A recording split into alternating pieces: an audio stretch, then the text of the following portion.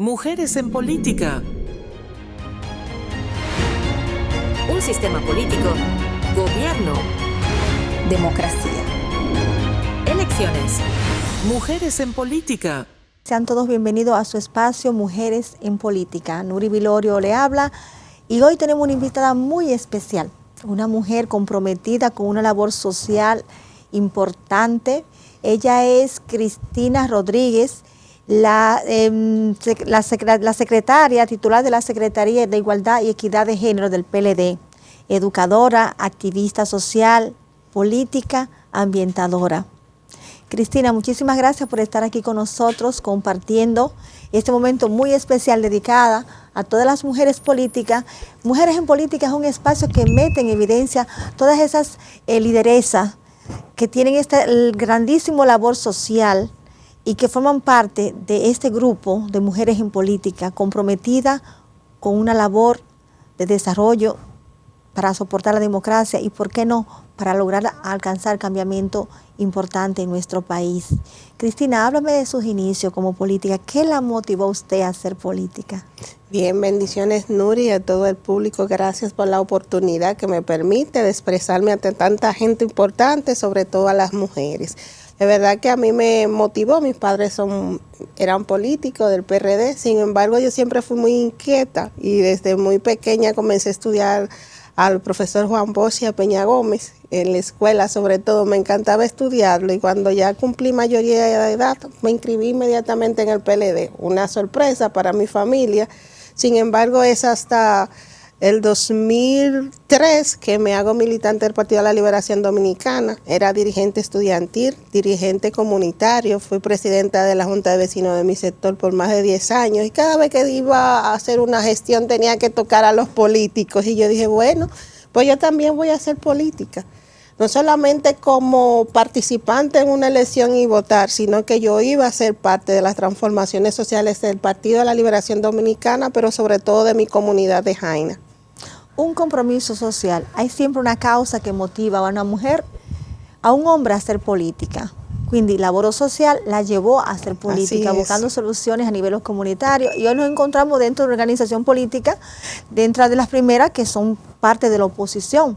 Educadora, desde su punto de vista como educadora, ¿qué usted entiende que este país ha mejorado o retrocedido a nivel de educación?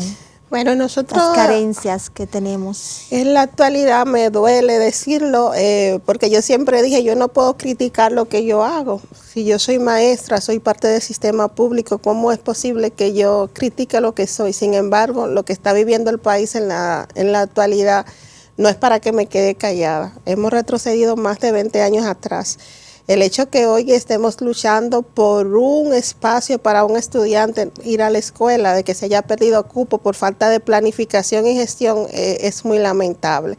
Tenemos muchos niños fuera de la escuela, escuelas que se quedaron hace más de 5 años sin terminar la construcción, obras que estaban hasta un 85% de terminación. En cada comunidad tenemos 5, 4, 7 liceos y escuelas sin terminar. Y entonces tenemos que ver los estudiantes y los padres sin cupo. Que no haya cupo para un estudiante, para un padre, no solamente significa pagar una colegiatura, significa aumentar un presupuesto total, porque en los colegios, además de colegiatura, se paga eventos, se paga participación, se paga transporte, y eso duele, porque están todas las posibilidades ahí, pero aún más cuando tú estás sacando los especialistas de los lugares de trabajo para traer personas que no tienen el perfil, que no están calificados ni cualificados, es un retroceso. Cuando vemos además personas que participaron en un concurso, maestros, que hoy a 5 años no han sido designados, es un retroceso. Pero los últimos indicadores indican que hemos retrocedido en avances académicos. En mi caso, yo que soy especialista en formación docente, yo fui invitada varias veces a países a hablar sobre los avances de educación. Y una de las cosas que llamaba mucho la atención era la inducción docente, la estrategia docente que teníamos en las escuelas. Era un modelo de desarrollo, porque nosotros tenemos el 4% de educación del Producto Interno Bruto. Y esto bien invertido en la educación mejoraría muchísimo. Pero ¿qué pasa con esto? Hemos aumentado en presupuesto, pero hemos retrocedido en resultados. Y como función real, como profesionista, profesional de la formación, ¿cómo se encuentra actualmente el sistema de educación para los enseñantes? Bueno, nosotros los docentes estamos viviendo un proceso difícil, uno de los cuales está golpeando directamente a los profesores porque se les quiere echar la culpa solamente a los maestros. Y el sistema educativo es complejo y es compuesto por la sociedad, es compuesto por el sistema educativo que están, digamos, el gobierno central y actores no gubernamentales. Y estamos nosotros, los maestros, que tenemos un rol. Sin embargo, la parte de la gestión, de la planificación y los aportes gubernamentales están por encima de cualquier cosa porque son los de tomas de decisiones. Nosotros podemos hacer por propuesta, enseñamos en las aulas, pero si faltan condiciones, entonces limita el acceso y el proceso de los avances. Estamos diciendo que tenemos profesionales que están nombrados en funciones, pero los tienen en mi caso, yo soy maestra del INAFOCAN, técnico docente del INAFOCAN, hacía funciones de coordinación docente, de coordinar programas formativos, y yo voy a cumplir 7 meses sin funciones. Y yo le digo a la gente, yo soy una botella bien pagada, no porque quisiera, porque una de las limitaciones que tiene una persona que se prepara, que se sigue formando, como es mi caso, es dar lo que tú has recibido por gracia. Si tú has recibido una formación, tú quieres que eso se siga multiplicando. Yo como especialista de ciencias sociales, por ejemplo, me quejaron sin funciones, pero no hay una persona que sustituya mi área porque no la han puesto. O tienen que poner una persona que le cabe más caro al sistema, que está jubilado, pero lo contratan, entonces están pagando 2 en vez de 1. Dos gastos y con una carencia. Con una carencia. Ah, increíble. Mujer en política, un gran desafío, ¿verdad? Muy grande, muy grande. Retos y desafíos que durante su trayectoria política, hábleme de esos retos y desafíos que durante su trayectoria política usted ha tenido que enfrentar, sea como candidata a como alcaldesa y a diputada para el 2024. Hemos sufrido muchos retos y hemos desafiado, digamos. Yo, por ejemplo, inicié muy jovencita, teniendo que lactar y también participar en política. Tengo la gracia de Dios que mi esposo me ha apoyado, que también es dirigente político. No todas las mujeres cuentan con ese soporte, que un hombre esté al lado acompañando el proceso. Cuando comencé a aspirar fue en el 2015 y comencé aspirando como regidora. Fui de la más votada, de hecho fui la más votada. En ese momento solamente tú tenías que pasar una sola vez y eso hice. Ganamos, fuimos la segunda más votada, íbamos a ser regidora, vino la alianza famosa PRD-PLD. En ese momento ya tenían los aliados, sin embargo una persona quería, un exdiputado, que a su hijo le dieran una regiduría y tocaron la mía. Sufrí la primera violencia política en ese momento. En ese momento no tenía el don de decisión ni era parte de la dirección como lo soy ahora. Y no hubo quien defendiera esa posición, a pesar de que seguí y en ese momento no agoté los procedimientos legales. Seguimos trabajando, no nos detuvimos, no fue fácil. Volvimos a aspirar entonces a la alcaldía en el 2020 y vino la suspensión que todo el mundo sabe. En el municipio de Jaina perdimos por 1000 votos y ahora en el 24 estamos, a pesar de que el método de Home no nos permitió llegar porque sacamos los votos internos de nuestro partido, sin embargo no pudimos obtener el curul. El participar en política es un reto muy difícil, pero también es retador porque te permite buscar nuevas oportunidades. Tú ves dónde fallaste, dónde estuvieron las situaciones que no te permitieron lograr la meta final. Sin embargo, el tema de ser mujer en política significa también que tú tienes menos acceso a recursos porque no siempre invierten en ti. La mayoría de la inversión siempre sucede en los hombres, y digo financiamiento político. Es otra de la violencia que sufrimos las mujeres en política, la escasez de recursos y la autogestión de recursos se nos limita mucho. Por lo que hay que tener persistencia, saber que tú no eres tú en la campaña, que muchas mujeres te ven a ti como un modelo y que si te caes tú, posiblemente otras no lo van a hacer y eso va a seguir limitando la participación en política de la mujer. Sí, definitivamente se ha ido rompiendo paradigma sobre la participación de la mujer en la vida política y los tiempos están cambiando y con ello también el modo de hacer política. Usted hablaba ahorita del método de Home, que no le permitió llegar a la cuota necesaria para poder pasar. ¿Cree usted que ese método de home realmente penaliza y se puede hacer algo para mejorar esa condición, para que la mujer no sea penalizada cuando se presente a una candidatura? Una de las más perjudicadas por el método de home somos las mujeres. Es que es un voto preferencial.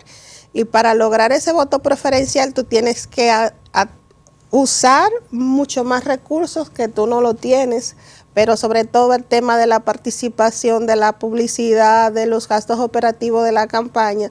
Y ya decía yo que para las mujeres acceder a recursos, fondos de apoyo son mucho más limitados.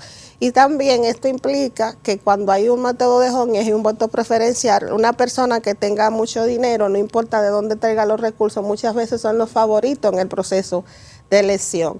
Y también hay vacíos legales. Por ejemplo, en el caso en la circunscripción número 3 de San Cristóbal, donde yo participé, de repente una persona que perdió a la alcaldía en febrero, pudo postularse en mayo a una diputación por un vacío legal, porque la ley no dice que si puede o no, simplemente deja ese vacío como tantos en la ley, y esa persona se pudo postular. En los partidos muchas veces las personas que tienen mucho dinero son favoritos, y yo pienso que la Junta Central Electoral y otros organismos tendrían que fortalecer esta parte.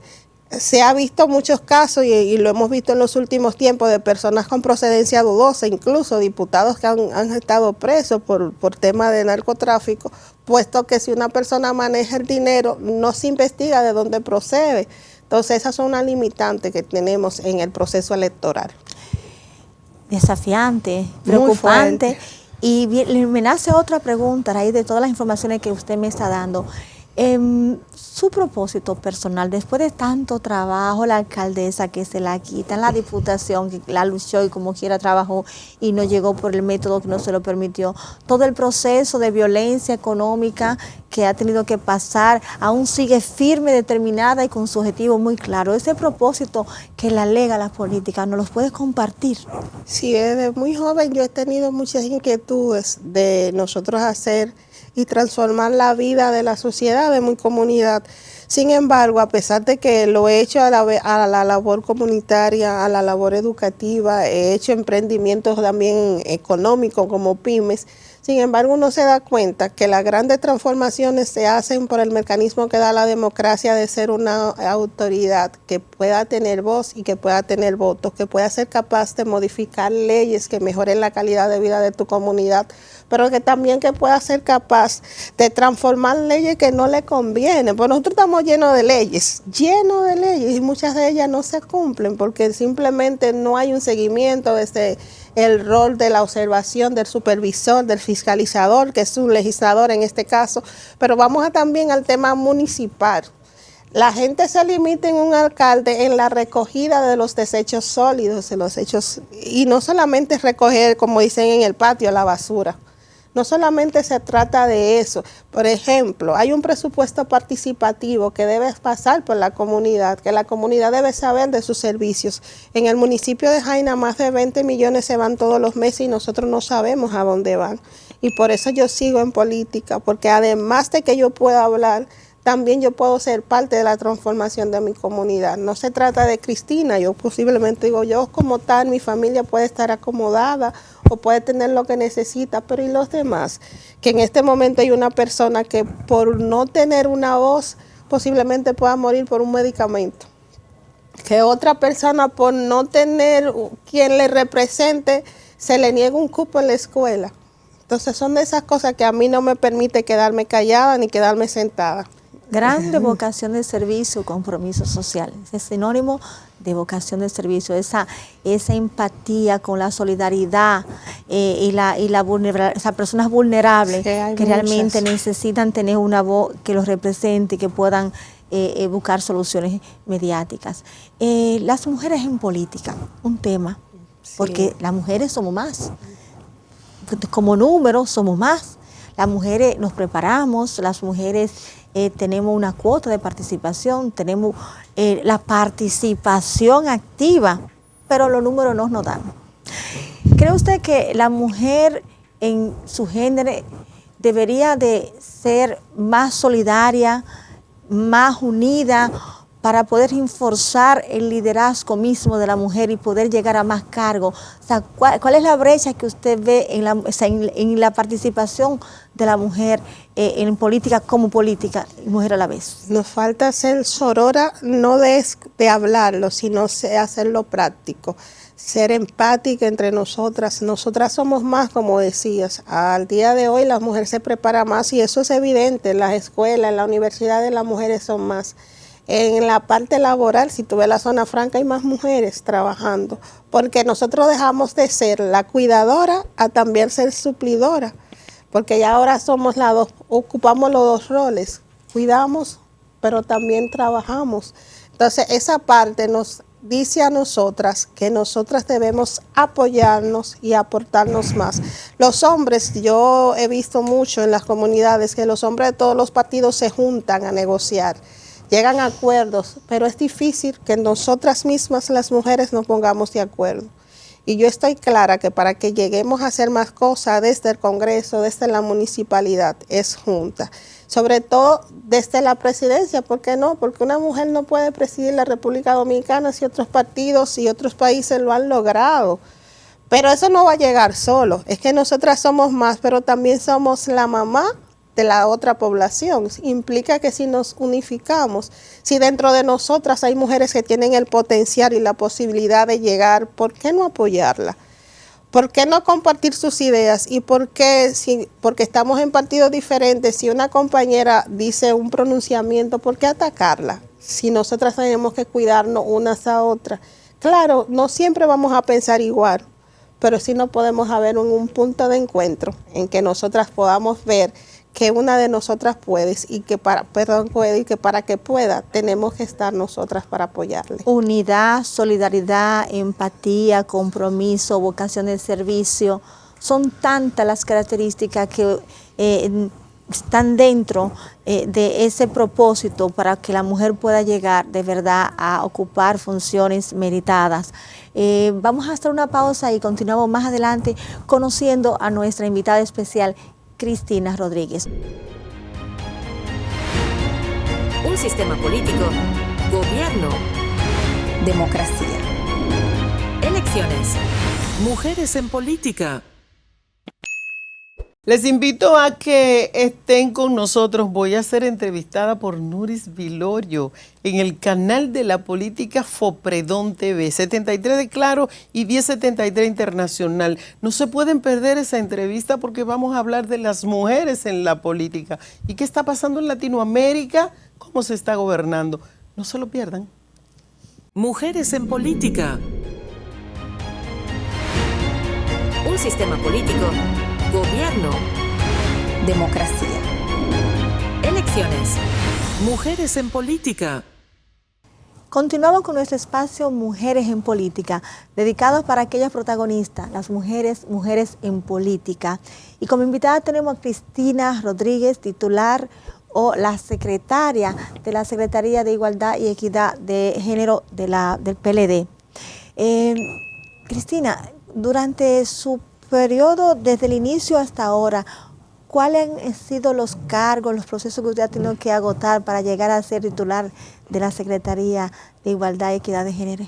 Bien, en mis 27 años en el partido, lo primero que fui simpatizante, luego miembro, luego presidenta de comité de base, pasé a ser subsecretaria de Asuntos Comunitarios Nacional, duré 10 años en esa posición como dirigente comunitario.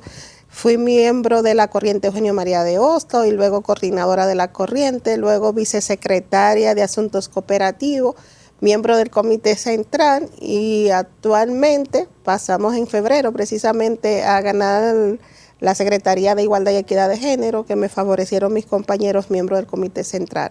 Una gran responsabilidad, 27 años de trayectoria política es tanto, me crié. Tanta pasión y compromiso, eso denota que realmente el propósito es más fuerte que todas las dificultades que pueda requerir estar en este ambiente de la vida política partidaria.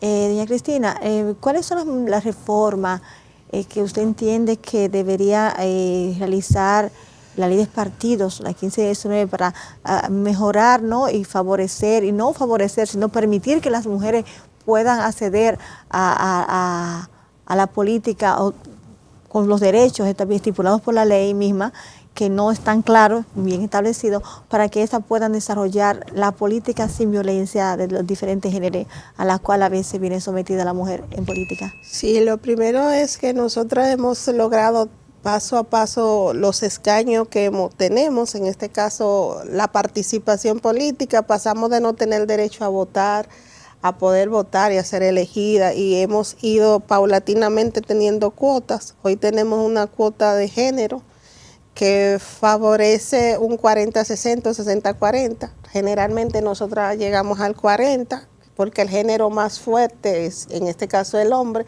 casi siempre ostenta el 60. Pero esta participación solamente se da en elección de los curules, o sea, en elección, o sea, a participación. O sea, tu partido te permite la representación en la boleta, sin embargo, esto no se refleja cuando se ganan los curules. Entonces, regularmente nosotras tenemos menos posiciones, porque la misma ley no garantiza el que también tú tengas esa oportunidad de ser elegida, sino te da la oportunidad de participación. Y la Junta no permite, bloquea si esta cuota no está representada. Sin embargo, esto no se refleja en los partidos políticos. En los partidos políticos no hay esta cuota, sino que las mujeres tenemos el acceso a participar, pero no es obligatorio que haya una cuota de género dentro de los partidos.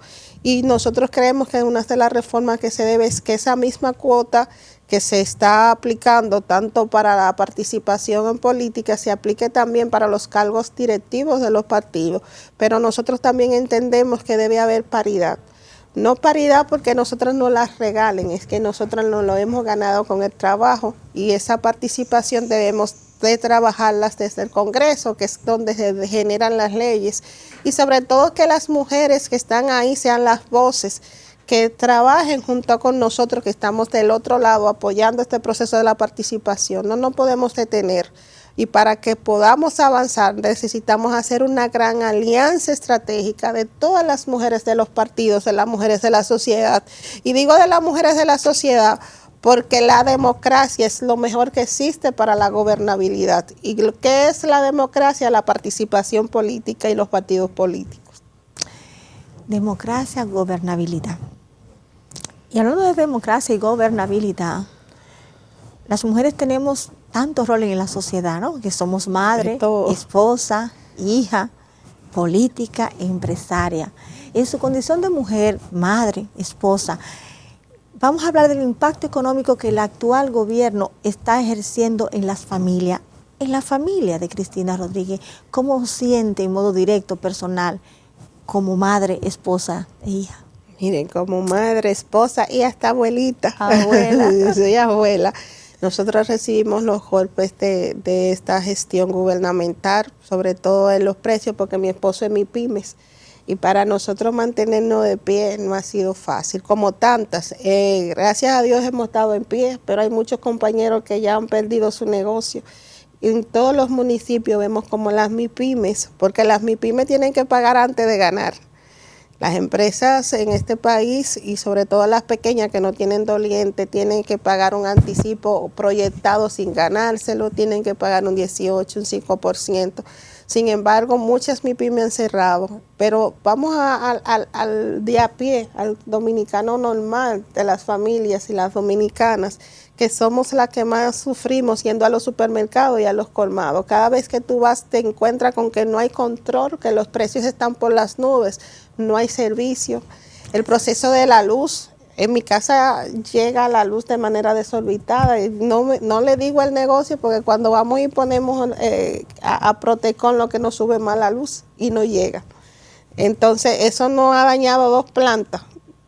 Esta parte, las plantas, los inversores, pero vamos a hablarle a usted de las personas que trabajan en la zona franca, como es el municipio de Jaina y el municipio de Nigua, donde yo tengo tanto vínculo. Yo de verdad que no sé cómo esas familias que viven de la zona franca se pueden sostener con estos precios y estos costos. Pero hablemos de la medicina. En este momento que SENASA, que es el seguro de los dominicanos y dominicanas, de la mayoría, porque es el seguro del pueblo, vemos cómo ha habido un gran desfalco, pero los medicamentos de alto costo. Yo quiero agradecer públicamente aquí a Nayib Chaede, que en estos días una señora que conozco con cáncer, su medicamento no se lo estaban despachando porque ya había excedido el límite de su seguro y tuvimos que ir a hacer campaña a la prensa. Pero no todos tienen la posibilidad de que una persona canalice. Y el que no sabe, el que no puede, ¿qué pasa con ellos? Se muere en este país porque los medicamentos de alto costo no hay quien se lo despache. Pero veamos aquí también el tema de los servicios como la educación, los cupos que ya le decía de la escuela. Un pasaporte para que tiene ese acceso aquí es una odisea conseguir un pasaporte. Casi un privilegio. Es un privilegio. La violencia que está pasando en este país, la cantidad de robos, sobre todo hoy, aprovecho en el municipio de Jaina hay una ola de robo y de asesinatos, eso es horrible. Nosotros no nos sentimos seguros a ninguna hora del día. Pero hay una epidemia y una pandemia de accidentes porque tenemos las vías, pero de repente aquí han hecho modificaciones. Sin embargo, también no hay una educación vial para los ciudadanos. El país está vuelto un caos en la República Dominicana. Yo digo, ¿qué fue que nos pasó? ¿En qué momento les compraron el cambio en reversa que no ha traído tanto dolor y tanta odisea a la República Dominicana? Sí, definitivamente es muy notable que el país está en un retroceso absoluto. La educación, como ha dicho usted, los aspectos económicos, la luz, las neveras, las compras, los tinacos, el agua no llega. Entonces, hemos retrocedido. Excúsame, Nuri, que te interrumpa. Por ejemplo, en Jaina tenemos un acueducto virtual que inauguraron de más de 400 millones de pesos, pero no llega el agua, porque se inauguró en un palacio de los deportes y no en el lugar donde iba a estar el de acueducto. Y lo que hicieron fue remozamiento de pozos existentes. Por eso Jaina le denominó el acueducto virtual. Porque simplemente no hay agua, pero se invirtió una cantidad de millones de pesos y no se sabe por dónde llega el agua. La madre, la esposa, ¿qué cosa cambiaría al tener la vara mágica actualmente para beneficiar a la familia, a la mujer? Lo primero es el servicio, saber que el servidor público, como bien lo dice, es un servidor que tiene que estar para su comunidad, que tiene que ser un fiscalizador, un veedor para que las cosas sucedan. De verdad que hay cosas que todas no las vamos a lograr, pero que la gente sienta que tiene a alguien que le representa, que le sirve, que se capacitó para eso. En mi caso, yo no he dejado de estudiar para ver posibles soluciones. Hemos visto modelos nacional e internacional posibles en mi comunidad. Y hay gente que simplemente ni siquiera es bachiller, pero la gente lo eligió. Aquí falta una madurez para votar también, para saber a quién elegimos y quién nos representa. También falta la madurez para que veamos detrás de cámara si esa persona tiene la moral, la solvencia para ser tu representante. Y en este momento que las familias están pasando tantas situaciones, tanta violencia intrafamiliar y violencia social, porque también la salud mental está por el suelo, porque tampoco hay asistencia, debemos saber a quién elegimos y si esa moral de esa persona es quien dice ser. Y tenemos tantas personas que pueden representarte con formación, con solidaridad y con empatía. La política. ¿Qué consejo le darían a todas esas mujeres que de una manera u otra han comenzado, tienen intención, están motivadas, tienen condiciones y formación, pero que no dan el paso, como que no se sienten atraídas para entrar a formar parte de este barco que es enorme, ¿no?, de la política? ¿Qué mensaje usted le daría para tratar de unificar, de integrar, de atraer más mujeres al sistema político en la República Dominicana? Que si queremos lograr los cambios sociales en tu comunidad y las transformaciones, debemos participar, pero con madurez. Debemos participar con transparencia.